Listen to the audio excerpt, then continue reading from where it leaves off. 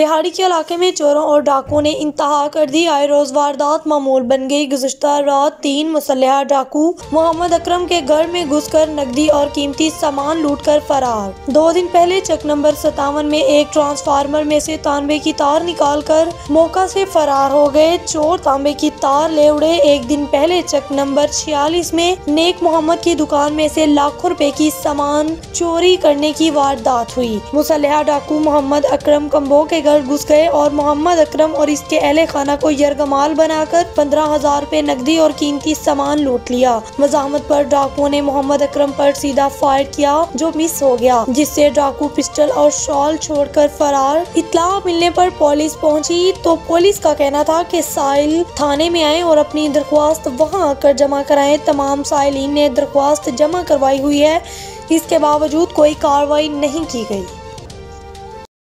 अस्सलाम वालेकुम, मैं मोहम्मद अकरम बोल रहा हूँ 46W से। मेरे तकरीबन 2:45 बजे वारदात हुई है। मैं अपने घर के कोल कमरे में सोया था और एक छोटा सा कुत्ता है, 3 आए हैं।